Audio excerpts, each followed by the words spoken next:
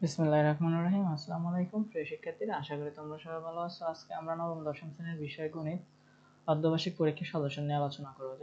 আর তোমাদের কিছুদিন পরে যেহেতু নবম দশম শ্রেণীর অর্ধবার্ষিক পরীক্ষা অনুষ্ঠিত হবে, তো তোমরা অধ্যায় 2 এর সবগুলো অঙ্ক তো তোমাদের পক্ষে সম্ভব না। যে অঙ্কগুলো করলে তোমাদের পরীক্ষার মধ্যে আসবে সে অঙ্ক নিয়ে আজকে সম্পর্কে ডিটেইলস আলোচনা করবে এবং তোমাদেরকে একটা চূড়ান্ত সাজেশন দিয়ে দেব। তোমরা ওই সাজেশন ফলো করলে ইনশাআল্লাহ তোমরা পরীক্ষাতে দেখবা যে ওই প্যাটার্নের অঙ্কগুলো আসলো এবং তোমরা অঙ্ক মোটামুটি দিতে পারবা। ঠিক আছে, তো এখানে অধ্যায় 2 সেট ও ফাংশন গুরুত্বপূর্ণ সাজেশন আমরা দেব। সেটের সংজ্ঞা ও উপসেট। সেটের সংজ্ঞা ফলো করে পড়তে হবে। সেটের সংজ্ঞা মানে কি? সেট সাধারণত আমরা জানি, সাধারণত হাতে আমাদের যে ঘড়ি থাকে, ঘড়ি একটা সেট, মোবাইল একটা সেট, তারপর হচ্ছে যে আমাদের নবম দশম শ্রেণীর বই একটা সেট। হ্যাঁ, তো এইভাবে সংখ্যার অনেকগুলো সেট থাকে, জোড় সংখ্যার সেট, বিজোড় সংখ্যার সেট, এরকম আর কি। সেট প্রকাশের পদ্ধতি। সেট প্রকাশের পদ্ধতি আমরা জানি কয়টি, দুইটি। একটা হচ্ছে তালিকা, একটা হচ্ছে সেট গঠন। তালিকা কোনগুলো? তালিকা হচ্ছে যে সংখ্যাকে মানে যে পদ্ধতিতে নির্দিষ্ট করে সংখ্যা উল্লেখ থাকে সেটা হচ্ছে কি তালিকা পদ্ধতি। আর সেট গঠন পদ্ধতি হচ্ছে তোমার নির্দিষ্ট করে সংখ্যা উল্লেখ থাকবে না, আমাদেরকে কিছু শর্ত বা বৈশিষ্ট্য তুলে দেওয়া হবে আর কি। তো আমরা ওইভাবে হচ্ছে যে সেট তালিকা এবং সেট গঠন আমাদেরকে চিনতে হবে। তো আমরা যদি ইন্ডিকেট না করতে পারি তাহলে কিন্তু আমরা পরীক্ষার মধ্যে অঙ্ক ঠিক করে দিতে পারবো না। তো এটা খুবই ইম্পর্টেন্ট, তালিকা পদ্ধতি এবং সেট গঠন পদ্ধতি। সেটা হচ্ছে আমাদের ক নাম্বার বা এমসিকিউর মধ্যে অবশ্যই আসবে। তো আমাদেরকে স্যারে হচ্ছে যে কিছু এক্সাম্পল দেখাইতেছি। যেহেতু আমার স্কুলে প্রায় 3 থেকে 4 বছর আমি স্কুলে শিক্ষকতা করতেছি এবং হচ্ছে বাচ্চাদেরকে পড়াইতেছি। তো আমার এই অভিজ্ঞতার আলোকে তোমাদেরকে হচ্ছে একটা চূড়ান্ত সাজেশন দিতেছি। তোমরা ধৈর্য সহকারে ক্লাসটা দেখো এবং হচ্ছে যে মনোযোগ সহকারে ক্লাসটা নোট করো। ইনশাআল্লাহ তোমরা পরীক্ষা ভালো কিছু করতে পারবে। দেখো এখানে দেখো 1 2 3 4 এরকম যে সংখ্যাগুলো আছে, 5 6 7, এগুলো হচ্ছে যে আমাদের তালিকা। এগুলো সবগুলো হচ্ছে যে আমাদের তালিকা। তো আমরা এই তালিকা কিভাবে বলতে পারবো? যে এখানে সংখ্যা নির্দিষ্ট করে উল্লেখ থাকে, সেটাকে তালিকা পদ্ধতি বলে। আর সেট গঠন তোমাদের কিভাবে দেওয়া থাকবে? x such that x, ধরো স্বাভাবিক জোড় সংখ্যা, স্বাভাবিক জোড় সংখ্যা আমাকে শর্ত তুলে দেবে। ঠিক আছে, আমাদেরকে শর্ত তুলে দেওয়া হবে বাট নির্দিষ্ট করে সংখ্যা উল্লেখ থাকবে না, সেটা হচ্ছে সেট গঠন। তো এইভাবে হচ্ছে আমরা তালিকা এবং সেট গঠন। সেটের সংযোগ ইউনিয়ন। ইউনিয়ন হচ্ছে যে এরকম ইউ আকারে, আর ইন্টারজেকশন এটাকে বলা হয় এরকম। এটা ইন্টারজেকশন এইভাবে থাকে, মানে কমন থাকবে আর কি ইন্টারজেকশন। আর ডিফারেন্স হচ্ছে বিয়োজন। আমাদের হচ্ছে যে এরকম ভাগ, সরি এরকম বিয়োগ চিহ্ন থাকবে, ডিফারেন্স বিয়োগ চিহ্ন থাকবে, এরকম অঙ্ক আমাদের কিন্তু পরীক্ষার মধ্যে থাকবে। শক্তি set, power set. Power set এরকম থাকবে, পি অফ এ নির্ণয় করো, পি অফ এ নির্ণয় করো বা পি অফ সি নির্ণয় করো। তো পাওয়ার সেটের অঙ্কগুলো খুবই ইম্পর্টেন্ট। আর পেন্সিলের মাধ্যমে সেটের অপারেশন তত বেশি ইম্পর্টেন্ট না, আমাদের সবচেয়ে বেশি ইম্পর্টেন্ট হচ্ছে যে এই টপিকটা শক্তি সেট, এটা থেকে আমাদের পরীক্ষা আসবে। সেটের সংযোগ, সেট ইন্টারজেকশন বিয়োজন, আর হচ্ছে সেট প্রকাশের পদ্ধতিগুলো আমাদেরকে ভালোভাবে শিখতে হবে। তালিকা কিভাবে নির্ণয় করতে হয়। ঠিক আছে, তো এখানে এবার ফাংশন। ফাংশনের জন্য খুবই ইম্পর্টেন্ট অঙ্ক হচ্ছে ডোমেন ও রেঞ্জ নির্ণয়। এটা তো পরীক্ষা আসবে, স্যারে 100% দিয়ে দিচ্ছে তোমাদেরকে ডোমেন এবং রেঞ্জ কিভাবে নির্ণয় করা হয়।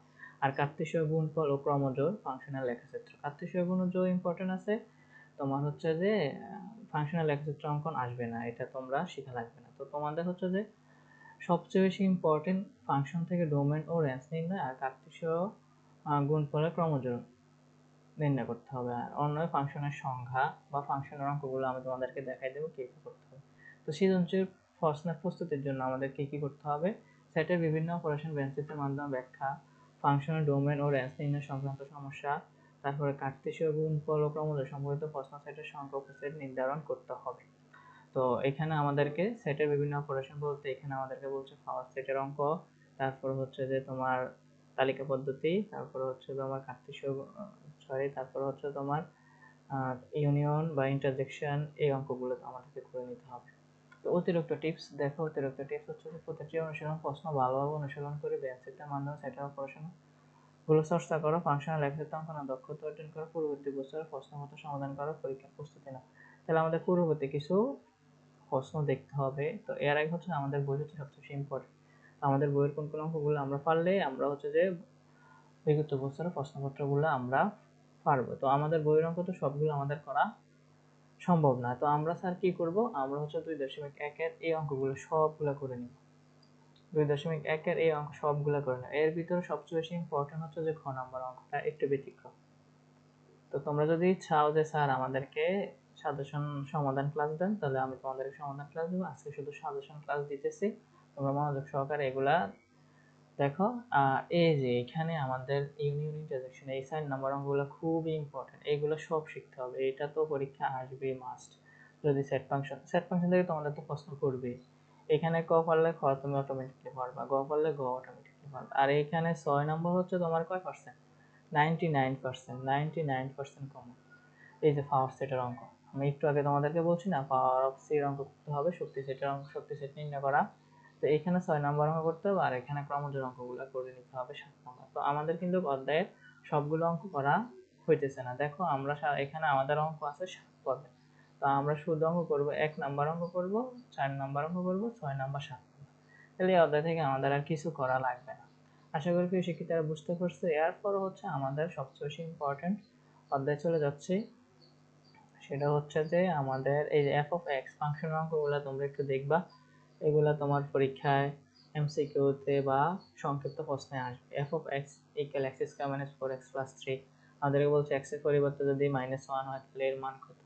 একটু ইজিলি তোমরা এক্স এর জায়গায় শুধু -1 বসাই দিবা আর ক্যালকুলেশন করবা, মানে পেয়ে যাবে। ঠিক আছে, আজকে যেহেতু আমাদের হচ্ছে কি ক্লাস, সাজেশন ক্লাস, আজকে আমরা সমাধান করব না, শুধু তোমরা খুব গুরুত্বপূর্ণ অঙ্কগুলা দেখে নাও। ঠিক আছে, এইবার 21 নম্বর যে অঙ্কটা, এই অঙ্কটা স্যার কত পার্সেন্ট দিলাম তোমাদেরকে, 100% দিলাম। ডোমেন রেঞ্জের অঙ্ক আসবেই আসবে, এই অধ্যায় থেকে এই অঙ্কটা আসবে। ঠিক আছে, সৃজনশীল আসবে তোমাদেরকে। তো এই অঙ্কটা তোমরা ভালো করে শিখে নিবা, তাহলে হচ্ছে যে দেখবে পরীক্ষা হলে চোখ বন্ধ করে এটা চলে আসবে। আমি তোমাদেরকে কথা দিলাম যে এই প্যাটার্নের অঙ্ক আসবে তোমাদের পরীক্ষা।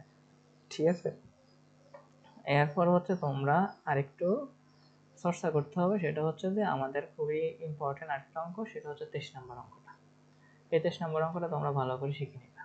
ঠিক আছে, এটা এফ অফ এক্স ফাংশনের অঙ্ক, এগুলো ভালো করে শিখে নিবে। এটা কিভাবে করা, এখানে গণসূত্র আর এখানে স্কয়ার সূত্র প্রয়োগ করে ক্যালকুলেশন করে লেফট হ্যান্ড সাইড এবং রাইট হ্যান্ড সাইড মিলিয়েছে আর কি। তো তোমাদের তো আমি বলছি যদি তোমাদের সমাধান ক্লাস লাগে তাহলে স্যারের অবশ্যই কমেন্টে বলবা, এবং সেই সম্পূর্ণ ক্লাসটা দেখার চেষ্টা করো, তোমাদের উপকৃত হবে। তো এখানে তোমাদের কিছু সৃজনশীল প্রশ্ন আছে, তো এগুলো তোমরা সমাধান দেখে নিবা। 25 নম্বর সৃজনশীলটা দেখে নিবা, তারপর হচ্ছে তোমার এখানে কত নাম্বার আর একটা 24 নম্বর সৃজনশীলটা দেখে নিবে, তাইলে হচ্ছে না তোমরা কিন্তু ক্লিয়ার হয়ে যাবে। তার পরবর্তীতে তোমরা পরীক্ষা হলে গেলে তোমরা দেখবে যে সৃজনশীল প্রশ্নগুলো অ্যান্সার দিতে পারতেছো, ইনশাল্লাহ তোমরা পারবা। এখানে আমাদের আর অধ্যায়ভিত্তিক অঙ্ক স্যারে বেশি দিব না। এই অধ্যায়ভিত্তিক অঙ্ক এই দুইটা সবচেয়ে বেশি ইম্পর্টেন্ট, এই দুইটা সবচেয়ে বেশি ইম্পর্টেন্ট। ঠিক আছে, এর ভিতরে এটা হচ্ছে তোমার পরীক্ষা 99%, এটা আসবে, এটা স্টার মার্ক। হ্যাঁ, এটা মানে রোমান রেঞ্জ না আসলে এই ফাংশনের অঙ্ক এটা দিয়ে আসবে। আর জি অফ এক্স এটা মোটামুটি ইম্পর্টেন্ট আছে। তো এইখানে 15 আর 16 নম্বর অঙ্কটা করে নিবা। আর এখানে তোমাদের ওই যে এফ অফ এক্স এর যে অঙ্কগুলো স্যারে দেখাইছি, এই অঙ্কগুলো এখানে একটু একটু প্র্যাকটিস করবা, 12 নম্বর, 13 নম্বর, 14 নম্বর।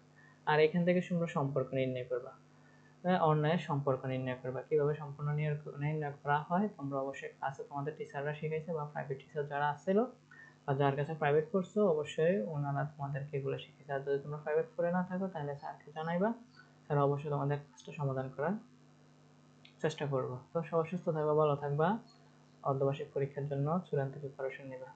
আল্লাহ হাফেজ।